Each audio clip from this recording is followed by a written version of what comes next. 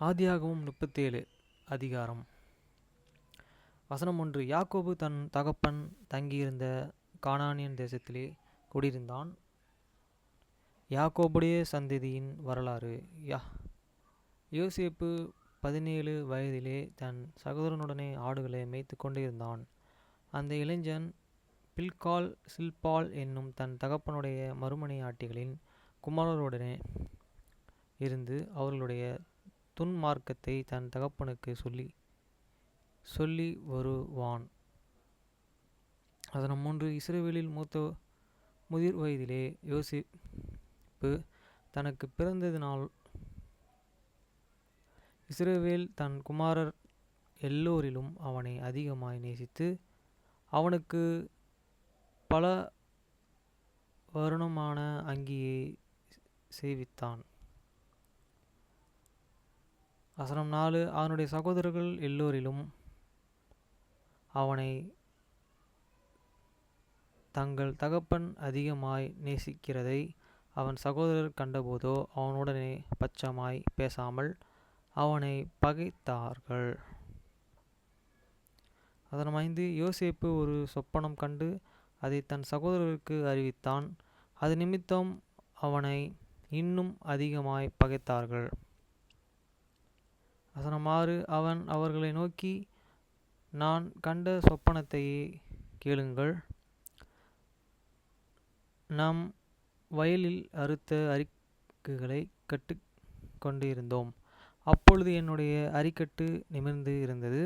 உங்கள் அரிக்கட்டுகள் என் அரிக்கட்டை சுற்றி வணங்கி நின்றது என்றான். வசனம் 8. அப்பொழுது அவன் சகோதரர்கள் அவனை பார்த்து, நீ எங்கள் மேலே துரைத்தனம் பண்ணுவாயோ, நீ எங்களை ஆளப்போகிறாயோ என்று சொல்லி அவனை அவன் சொப்பனங்களின் நிமித்தம் அவன் வார்த்தைகளின் நிமித்தமும் இன்னும் அதிகமாய் பகைத்தார்கள். வசனம் 9. அவன் வேறே சொப்பனம் கண்டு தன் சகோதரரை நோக்கி, நான் இன்னும் ஒரு சொப்பனத்தையே கண்டேன். சூரியனும் சந்திரனும் 11 நட்சத்திரங்களும் என்னை வணங்கினது என்றான். வசனம் 10. அதை அவன் தன் தகப்பனுக்கு தன் சகோதரருக்கும் சொன்னபோது அவன் தகப்பன் அவனை பார்த்து, நீ கண்ட இந்த சொப்பனம் என்ன? நானும் உன் தாயாரும் உன் சகோதரரும் தரை மட்டும் குனிந்து உன்னை வணங்க வருவோமோ என்று அவனை கடிந்து கொண்டார். வசனம் 11. அவன் சகோதரர்கள் அவன் மேலே பொறாமை கொண்டார்கள். அவன் தகப்பனோ அவன் சொன்னதை மனதிலே வைத்து கொண்டான். வசனம் 12. பின்பு அவன் சகோதரர் சீகேமிலே தங்கள் தகப்பனுடைய ஆடுகளையே மேய்க்க போனார்கள்.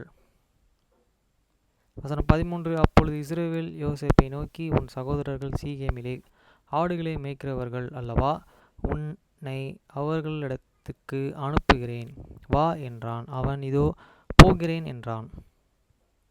வசனம் 14. அப்பொழுது அவன், நீ போய் உன் சகோதரருடைய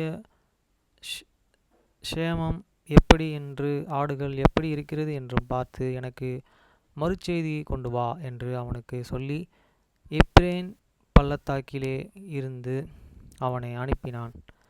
அந்தபடியே அவன் சீகேமுக்கு போனான். வசனம் 15. அப்பொழுது ஒரு மனிதன் அவன் வெளியிலே வழித்தப்பி திரிகிறதைக் கண்டு, என்னை தேடுகிறாய் என்று அவனை கேட்டான். வசனம் 16. அதற்கு அவன், என் சகோதரரை தேடுகிறேன், அவர்கள் எங்கே ஆடு மேய்க்கிறார்கள் சொல்லும் என்றான்.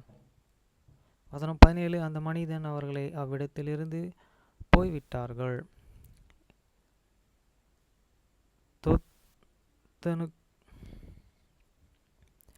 தேத்தானுக்கும் போவோம் என்று அவர்கள் சொல் கேட்டேன் என்றான். அப்பொழுது யோசேப்பு தன் சகோதரரை தொடர்ந்து போய் அவர்களை தோத்தானிலே கண்டுபிடித்தான். வசனம் 18. அவர்கள் அவனை தூரத்திலே வர கண்டு அவன் தங்களுக்கு சமீபமாய் வரும் முன்னே அவனை கொலை செய்யும்படி சதி யோசனை பண்ணி. வசனம் 19. ஒருவரை ஒருவர் நோக்கி, இதோ சொப்பனக்காரன் வருகிறான். வசனம் 20. நாம் அவனை கொன்று இந்த குழிகளில் ஒன்றிலே அவனை போட்டு ஒரு துஷ்ட மிருகம் அவனை பட்சித்தது என்று சொல்லுவோம், வாருங்கள். அவனுடைய சொப்பனங்கள் எப்படி முடியும் பார்ப்போம் என்றார்கள். வசனம் 21. ரூபன் அதை கேட்டு அவனை அவர்கள் கைக்கு தப்புவித்து அவனை அவன் தகப்பனிடத்திற்கு திரும்பவும் கொண்டு போக மனதுள்ளவனாய்.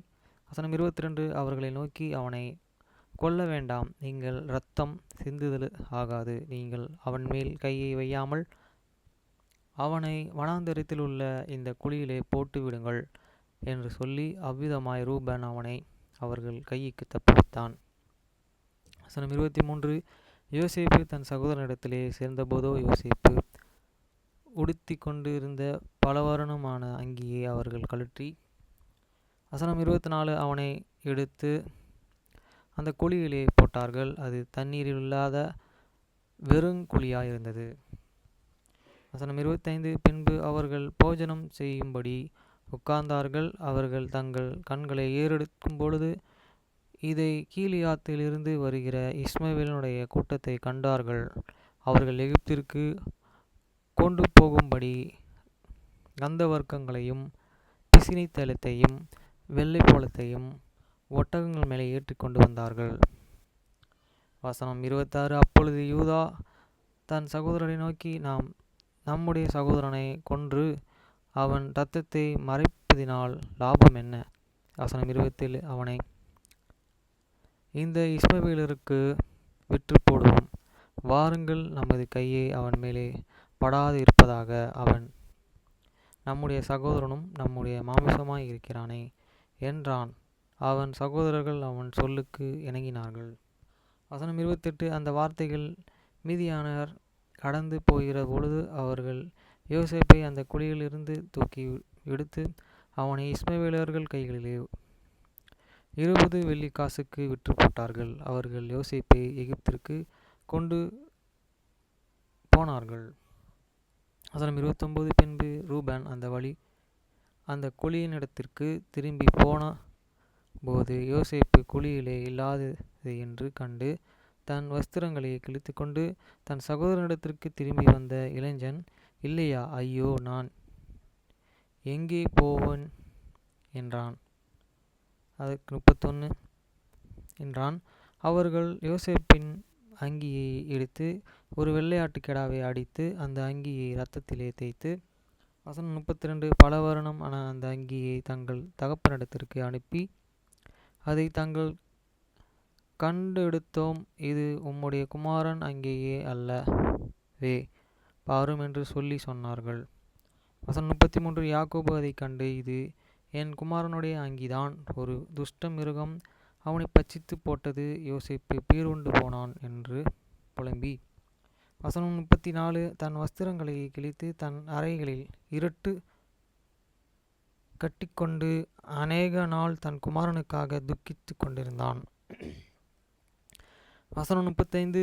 அவனுடைய குமாரர்கள் குமாரத்திகள் எல்லோரும் அவனுக்கு ஆறுதல் சொல்ல வந்து நின்றார்கள். ஆனாலும் அவன் ஆறுதலுக்கு இடம் கொடாமல், நான் துக்கத்துடனே என் குமாரனிடத்தில் பாதாளத்தில் இறங்குவேன் என்றான். அவ்விதமாய் அவனுடைய தகப்பன் அவனுக்காக அழுது கொண்டே இருந்தான். அதன் 36. அந்த மீதியானியர் யோசேப்பை எகிப்தில் பார்வோனின் பிரதானியும் தலைவர்களுக்கும் அதிபதியுமாகிய போத்திபார் என்பவனிடத்தில் விற்றார்கள்.